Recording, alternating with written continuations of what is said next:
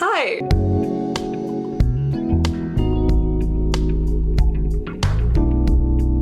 This is the video I thought I'd do to commemorate 100,000 subscribers. So I'm just gonna do a little bit of a Q&A. I asked you guys over like Twitter, Patreon, and YouTube to submit questions to me, and you guys submitted some really well-written questions. Some of them are gonna make me look like such a pretentious person, but no, they're all amazing. So yeah, let's get started. Do you listen to podcasts? If so, can you give us some recommendations? Yes, I do listen to podcasts. I've basically binged through everything in my podcast library, so I'm actually looking for a new one to listen to if you guys have any recommendations. But right now, I just binged all of You're Wrong About. It's a podcast hosted by these two journalists, Michael Hobbies and Sarah Marshall. And essentially, they look back at like historical figures and events from the 20th century, typically with a more empathetic and like nuanced lens. It's kind of a sort of media criticism, I would say, and it's really good. They have a really good series on Diana, if you guys want to check that out. I listen to Spirits, which is a podcast hosted by these two women who basically get drunk and talk about mythology. It's really fun, and they're both like super eloquent. It's just a good time. Canada Land is a really good podcast. I know no one cares about Canadian politics, but this one's really important. It's hosted by a journalist named Jessie Brown, and basically it serves as kind of like the most independent journalistic source right now in Canada, and it's kind of like a bit of a watchdog for other news outlets. They just broke a story on the Me Too We Foundation. I don't know if you guys ever had like a rep come to your school and talk about like Craig Kielburger was just a kid when he found out that other kids were engaging in child labor. Basically that. So they broke the story and found out that like the We charity is like embroiled in like a ton of corruption and stuff. So that's a good episode. I first got into podcasts by listening to this one called Film Spotting, and it's just basically anything related to film. It's these two guys. Rabbit Hole's a really awesome podcast, and it's all about, it kind of asks like, how do people get radicalized online? And it traces people down certain pipelines. So it'll trace like the alt-right pipeline, it'll trace like the e-jihad pipeline. You Must Remember This is one of my favorites. If you guys like Be Kind Rewind on YouTube, You Must Remember This is kind of like her podcast soul sister. They're really different and like good in their own right, but You Must Remember This is really cool. It's hosted by Karina Longworth, and she has this really good series called Dead Blondes, which is all about the tragic lives of blonde female celebrities in Hollywood history. Yeah. I got a lot of questions about what kind of books influenced my school of thought. I'm really flattered that anyone thinks I have a school of thought. I don't really read a lot recreationally anymore since I started school 7 years ago. I don't know, that's kind of difficult. Right now I only read for comfort if I'm reading outside of like studying. So like explicitly reading Game of Thrones or like what's really hot right now, like Sally Rooney. I'm about to read Trick Mirror. In terms of shaping my writing style, in high school I was really into like the Virgin Suicides because I thought it was the prose was very poetic. And you can cancel me right now, but I really liked Charles Bukowski in high school. Purely because his writing is so simplistic. I don't agree with his worldview. It's kind of ironic too because I've gotten a few comments about how my language is kind of inaccessible in my videos, so it's clear that I've kind of betrayed my commitment to simple writing over time. But I'll get back to my roots. But in terms of my writing right now, I guess I like a lot of scholars that write really emphatically. People like Albert Memmi and Harold Cardinal, W.E.B. Du Bois. Before anyone comes for me, it's not Dubois, it's Du Bois.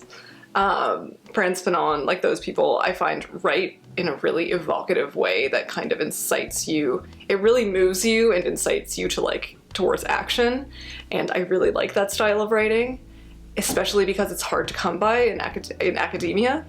Any nonfiction book recommendations? Anything I recommend is something that I read like a few years ago and is pretty foundational, so some of you might roll your eyes, but I really liked The Colonizer and the Colonized by Albert Memmi.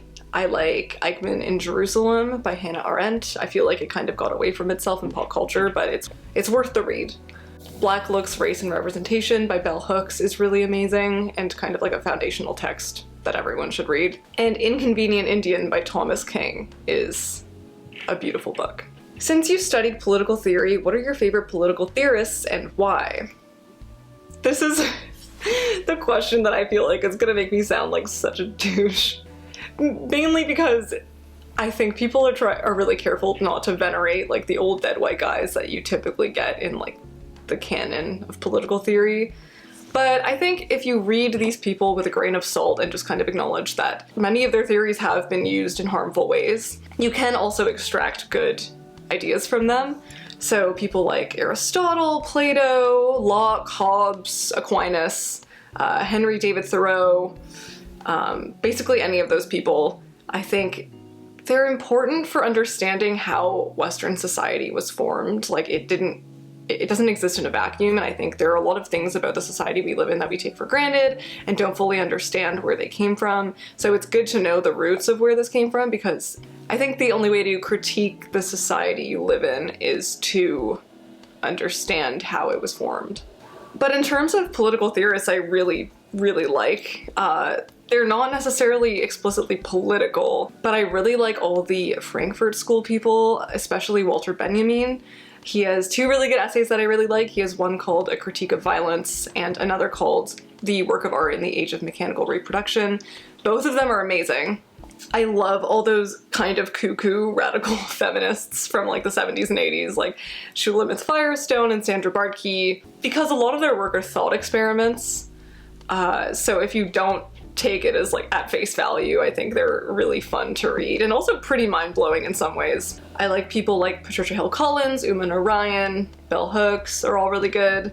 I also have a tendency to love scholars who write in the most nightmarish way possible. So people like Gayatri Spivak, she has this amazing essay called Can the Subaltern Speak?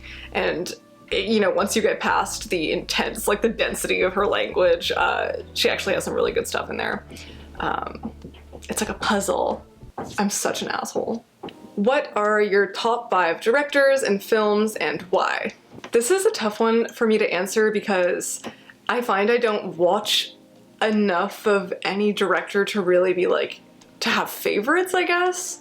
But I have some that like I like their style a lot. I like the Safdies a lot. I saw Heaven Knows What, one of their, I think it was their first feature film, quite a few years ago, and it shook me to my core.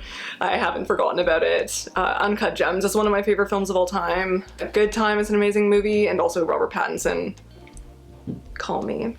I really just appreciate their ability to like strike a really immense amount of anxiety within the viewer, because as someone who struggles with anxiety in my personal life, it feels like almost cathartic to experience it in a really controlled way, which is kind of weird. But yeah, I think they're amazing. I'm gonna sound like a huge bro, but I love David Fincher.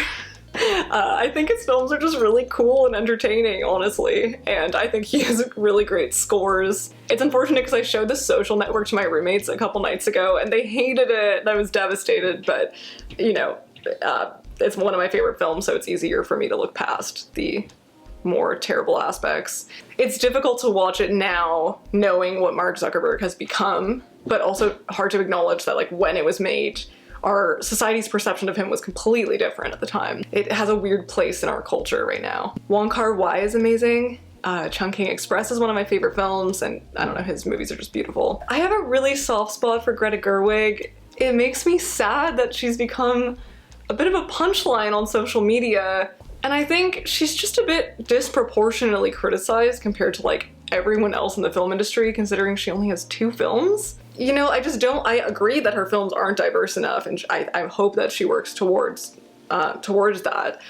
But also, I don't like the criticism of Lady Bird, like that any praise of Lady Bird is somehow canceled out by the criticism that it's not diverse enough. I think people like to argue that Lady Bird is somehow objectively bad because it isn't diverse, and I just don't think that that's necessarily fair. Also, she's married to someone who has a much larger repertoire of films and somehow never is the subject of this criticism, even though he's very deserving of it. So I think there is like a double standard. I know I criticize Sofia Coppola, but I agree women become much more the target of this kind of critique than male directors are. And then on a purely aesthetic basis, I really like Gaspar Noé.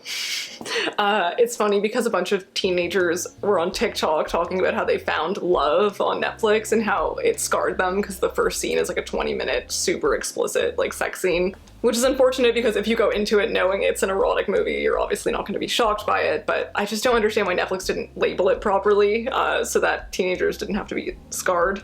But I am genuinely terrified of his films, so you're never going to catch me talking about Irreversible on this channel, unfortunately. So I got a lot of questions about my research process, just like how long it typically takes me, how I get inspired. So my research process typically starts out with me thinking about a movie or TV show or like a pop culture figure or something, and then seeing if there's any sort of academic theory that correlates to them or some sort of trend in pop culture or both. Then I do a bit of general research about it just to see where it's situated in like public discourse.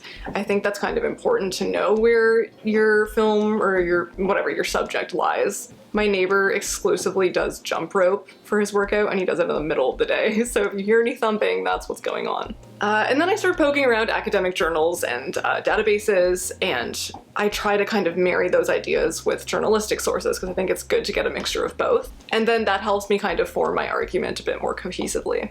In terms of how long it takes, overall the process takes up to a month, about half a month to a full month to create. The Gossip Girl video took almost 2 months to make, but you know, from kind of researching and editing, which takes a ton of time because I try to get as many eyes on my scripts as possible. And right now I'm really lucky because a lot of my friends are just doing this out of the goodness of their hearts and helping me edit my essays. But ideally I would like to start paying them in the future, which is why I created this Patreon, because like, you know, there are people I need to pay who I collaborate with, but also YouTube needs to kind of supplement my income right now because I'm in school. So it's kind of an unfortunate combination of both. And then sourcing clips for the video takes absolutely forever. Trying to find copyright-free music is the worst. It's getting even worse. Like one of my videos that I posted a year ago just got copyrighted. Like YouTube is really out for blood right now. And then the process of editing is super exhaustive. Sometimes it takes me up to 4 days. For some reason when I write essays for school, I think I've done a good job at balancing work and like taking breaks and stuff. But with editing, it's like I'm just super feverish when I'm editing, and I like forget to eat, I forget to like use the bathroom, which is really bad. I need to get a better work ethic because it's like not healthy, especially if it's something I'm doing every month. So overall, it's a pretty lengthy process and very tiring, but very worth it. I got a couple similar questions here. What moment made you consider making this YouTube channel and develop a passion for video essays? What inspired you to start making videos? What did the YouTube space look like for film, TV, pop culture analyses when you started? How do you think it's different now? Honestly, I found YouTube a little silly a few years ago, but my roommate Maddie was watching it a lot and she got me into it. So when I first started watching, I was watching a lot of like the big guys like Nerdwriter and Every Frame of Painting, who are super talented people. But when I got really inspired, it was when I started watching Lindsay Ellis, because I was really struck by how she was able to blend like extensive research with a kind of super casual, like funny tone. She strikes a really good balance between the two, and I just found that really impressive. I think it was her Pocahontas video that like immediately inspired me to make a video of my own. When I started YouTube, honestly, the video essay community, from what I perceived, was a lot smaller and very male dominated. Typically, the videos were more about the technical elements surrounding film and TV and not a lot about the like cultural theories surrounding it, which is why I think Lindsay stood out to a lot of people. But now, since the pandemic, I think it's really, really expanded, and there are way more women involved and people of color, and people are blowing up super fast. Like a lot of the people I've seen blow up recently have only had their channel for like under a year, and I think that's really awesome because it's really showing that YouTube, you know, for all its faults, can be an amazing platform. I've always enjoyed your music choice within your videos. Who are some of your favorite bands and artists? My music taste is all over the place. My Spotify year in review, like everyone was posting them and they were like, oh, Phoebe Bridgers is my #1, crazy. Or like Dua Lipa.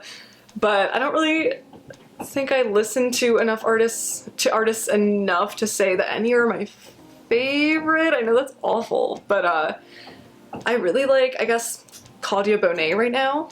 I like, there's a band called Salt, which is amazing, and I really like this band called Men I Trust. They're from Montreal, so that's where I went to school. But honestly, most of the inspiration for my videos that I get in terms of music comes from this DJ on SoundCloud called Bianca Alexis. I'll link her below. Hi, this is my cat Moonie. I don't know if you can see her. Let's pick her up. There she is. Okay, bye. Yeah, it comes from a DJ called Bianca Alexis. She just has like a huge range of music that she includes in her playlists and mixtapes. But she's amazing. I listen to her a lot. And I introduced her to my dad. So every time I go over to his house, he's also listening to her. So it's a bit much, but she's amazing. I stumbled upon Broey Deschanel after a recommendation from a top quality Indian YouTuber who analyzes world and Indian cinema. Do you follow any Indian YouTubers or movies? P.S. Except Priyanka movies. Yeah, we don't like Priyanka here. I actually don't follow any Indian YouTubers that I can think of, but if you guys have any recommendations for me, that'd be awesome. In terms of Indian movies, the Indian movies that are my favorites are the ones that I grew up with from the late 90s, early 2000s. So like Devdas, Dil to Pagal Hai, Kuch Kuch Hota Hai, Dilwali Dilhania Le Jayenge. I've never said that out loud. Hum Dil De Chuk Sanam, Kabhi Khushi Kabhie Gham. Basically anything with Shah Rukh Khan and Kajol and Madhuri Dixit and Salman Khan and Aishwarya Rai. Those people. So these questions are about whether or not I feel anxiety when writing or recording or planning for a video essay, and how I get over that fear. In terms of fear or like shyness when it comes to posting, honestly, in my personal life, I have an opinion about literally everything, which is honestly a huge detriment a lot of times for me. So posting has never been a matter of fear for me because of my diluted sense of self-confidence, I think.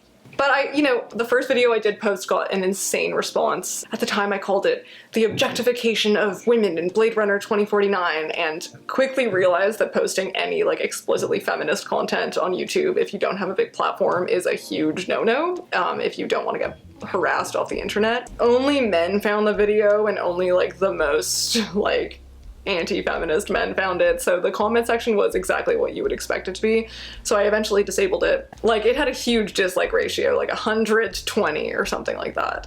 That deterred me from posting, but then I started posting again the next year with a kind of different idea in mind of what I wanted to post. I do get anxiety when I post videos about things like that are about more sensitive subjects like race, because obviously I don't want to come across like I'm speaking on behalf of anyone, and it's this unfortunate kind of position where I've studied a lot of critical race theory, and it's kind of where I specialize in, and I have all these theories and arguments I want to share, but obviously I don't want to take up too much space in these discussions about groups that I'm not a part of. But I've like learned a lot from that, and learned, I think, how to toe a careful line. But I think just what's important to remember in overcoming that anxiety and fear is that not everyone's going to agree with what you're saying. Literally everything is subjective, and you're posting an essay, so you're arguing from a certain perspective that other people might not agree with. But as long as you're backing up your opinions with as many sources as possible and perspectives, and also it's really important to acknowledge counter arguments, so considering the major arguments that could go against what your thesis is, and kind of acknowledging those in your video and breaking them down is a really good way to just set a good foundation for yourself, so you feel like you've covered all your bases, but you're not going to please everyone. Movies that you love but everyone hates. Les Mis. And The Crucible. If you could mash together 2 or 3 subcultures, what would they be, and what kind of effect on the world would you hope the new amalgamation had? That's a really good question. Disney, steampunk, 2005 rapper. Yeah, no, that already exists apparently. I have no idea. Do subcultures exist anymore? I know that's the most annoying, pretentious thing to say, but I just wonder if there is a dominant culture anymore that we can even go against. I feel like social media and like capitalism have made it so diluted and accessible that like anyone can access any culture. This is a really unformed thought. So sorry, that's an annoying answer to your question. Were you ever the type of kid who would watch a movie and base their personality on their favorite character? If so, which character? I am so shocked and pleased that someone asked me that, because when I was growing up, I thought that Anne Hathaway and I were visually indistinguishable from one another. Even though I was like 8 and 4 feet tall, I thought we were identical. So I really tried to base my life off of like a lovely mixture of Mia from Princess Diaries and Andy from The Devil Wears Prada. Who are some of the creators that most inspire you to tackle the material that you do? Also, any favorite video essays of anyone else you'd like to highlight or recommend? So like I said earlier, Lindsay Ellis is one of them. There's so many people I watch and they're all amazing. Sarah Zed's awesome. ContraPoints is obviously amazing. Yara Zaid is awesome. Mina Lay, any of like the cause tubers who, I don't know, they've really informed me about anything related to fashion and costuming. So any of those people. Be Kind Rewind is obviously amazing. Her videos have looked so professional right from the moment she started making them, which is so crazy to me because the first 2 years of my videos are so horrendously made and like the audio is disgusting, and I'm just very impressed with her professional quality.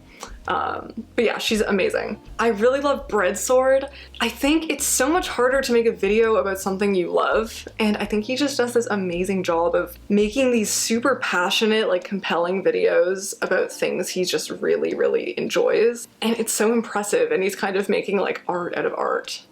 So I love him. His videos are amazing. I really love Lady Night the Brave. I was actually in her stream last weekend, this past weekend.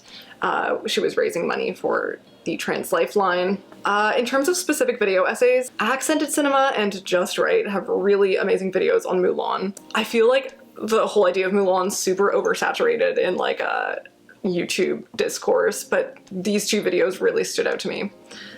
Anything by Pop Culture Detective is amazing. So like Born Sexy Yesterday, The Adorkable Misogyny of the Big Bang Theory is really good, and he has this really crazy video on masculinity in Harrison Ford movies, which I loved because every man I know is just a huge simp for Harrison Ford.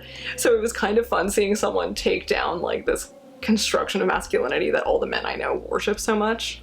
And then there's a really good video by Renegade Cut called Late Stage Disney that I recommend. Who are your favorite video essayists and media critics? What about their style and insight inspires you? How did you find your own voice? I don't know, I'm trying to find my own way, and I don't want to copy anyone too much, but I guess in terms of inspiration, I think it'd be nice to strike like a good balance between Lindsay Ellis's more like casual vibe and Breadsword's super hyper stylized cinematic editing. I kind of want a good mixture of both. Yeah, I guess I'm working towards that. We'll see where my channel goes, but will you ever include foreign language movies or shows in your videos? Yes, I've done a couple foreign language films in my videos, but those were pretty like famous ones or like ones that were up for awards. So yeah, I'd definitely be interested in looking into that. Are we gonna get an analysis of Full Metal Alchemist Brotherhood or any shonen anime anytime? I haven't watched any shonen anime, so I don't think I can do that just yet. Maybe in the future, but right now I kind of have to prioritize, since I'm not making videos as often as I would like to be, I kind of have to prioritize the long list of things that I want to create right now. Loved your video on Bridgerton and neoliberalism. Are you planning on talking about more movies and TV shows through a political lens? Anything in particular? Would be fascinating to hear you talk about Superstore in comparison to other sitcoms and their success in the mainstream. I haven't seen Superstore yet, but also could look into that. I'm trying a bit to move away from like the strictly political lens on film and TV because I am studying cultural studies right now, so I kind of want to move away from that. I do have a couple videos in mind. Like I thought about making one about fast fashion, so not exactly about TV shows, but just about like topics in general. So one about fast fashion because I think I wanted to look at that term, no ethical consumption under capitalism, because I find it kind of reductive and I think it'd be fun to break down what exactly that means and why I don't know if it necessarily works. I've gotten a lot of requests to make a video on volunteerism, but I'm probably going to do that after I graduate because I think it'd be kind of silly to make a video about something before I even pass a defense for it. I'm thinking about making one about Diet Prada and journalism as well, just the idea of like the watchdog. In terms of movies and TV, I did have an idea floating around like last year about a video about like Machiavelli's theories, like Machiavelli's The Prince and my perception of that, and applying it maybe to like The Devil Wears Prada or like A Few Good Men, but that would be further down the line. Why do you make less videos? Are you very busy? I know you're a student. What are you studying? So yeah, I only make a video a month right now. I would love to be making more, but I'm writing my thesis right now and trying to graduate for August. So I'm a little bit more behind than I would like to be. And yeah, in terms of what are you studying, someone else asked, what's your academic background? I have a bachelor's in political science and I am pursuing a degree in communication and culture right now. So it's like a blend of communication studies and cultural studies. Favorite hobbies? I never know how to answer this because I don't think I know what a hobby is. I like knitting, but I can't say I'm like great at it because I only knit really skinny long scarves. Like I'm not very experimental with it, but I just like the feeling of knitting. I like baking a lot, but again, I can't say that I'm super good at it. For my dad's birthday last weekend, I made some Moroccan cookies for him though, and they were really good, so maybe I am good at it. What's your astrological sign? I'm a Virgo. I don't know if you guys could tell, but yeah. What's your favorite show? Also, how are you? I'm good, thank you for asking. A little tired, but I'm good. My favorite show, I mean, this is pretty typical, but honestly, my favorite show is Game of Thrones. I love it. But right now, I'm really liking Fleabag. I've watched it 3 times in the past 2 months, which is probably super weird, but it's insane. And I'm also really liking a show called Pen 15. If you haven't heard of it, I don't know, it's just about like middle school life. The premise seems a little dodgy, but I think people just need to give it a chance because it's honestly really amazing. What's your go-to drink? If we're talking in terms of alcohol, I explicitly drank beer for almost all of my undergrad, but now that I'm entering my mid-20s, I feel like that's really unsustainable, so I've switched to red wine. But if I can afford it, I get a pisco sour when I'm out and I'm feeling bougie. Pisco sour, I don't know, pisco. Favorite documentaries? This is hard because I feel kind of critical of documentaries these days and like a little bit weary of them because I do find there's like a manipulative aspect of them and like they're not super journalistic. So the ones I'm gonna mention, like I can't attest to how much journalistic integrity these have, but I really like The Devil Next Door purely on an entertainment basis. I think they do a really good job of storytelling in it, and I like that they don't try to answer any of the questions they pose. The True Cost is one that everyone should read.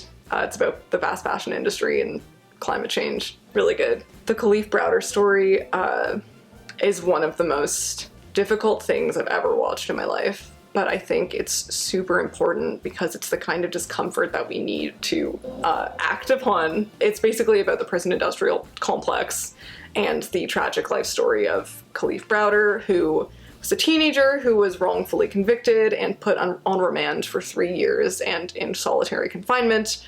And it's honestly a devastating story, but a very, very important one to tell and to listen to. One of Agnes Varda's later films is a documentary called The Gleaners and I, and it's about gleaning in France, and it's just super intimate and beautiful, and I love Agnes Varda. What are your top 5 favorite movies? That's always such a hard one, but I put them on my letterbox, and it's so frustrating because I realize they all have really ugly posters. Which is unfortunate because now my letterbox is just very visually unappealing. But yeah, so I really like Muriel's Wedding is one of my favorites. It's this 90s movie with Toni Collette. It's like an Australian film, and it's just super campy but also super poignant. I love The Devil Wears Prada. I think I've seen it more than anyone else in the whole world. We can fight on that, but I personally think I'm the number 1. Kuch Kuch Hotahe is one that I mentioned earlier. I just feel like it's a rite of passage for any millennial Gen Z Indian kid. It's just really fun. Jennifer's Body, I watched for the first time after I saw Yara Zaid's video last year. I watched it in around Halloween, and it just quickly became one of my favorite films because it's bonkers and Megan Fox is really hot. And I really like Eternal Sunshine of the Spotless Mind. I just think it's one of those movies that I find really cathartic. A lot of people find it really sad, but I think it's just incredibly beautiful, and I watch it when I'm in, you know, a bad place, and it has this kind of like sleepy dream-like quality. This is a beautiful comment. Do you think Western critics and filmmakers' claim of the universal qualities of Satyajit Ray's films may somewhat stem from a similar erasure of complexity and identity you mentioned in your Bridgerton video?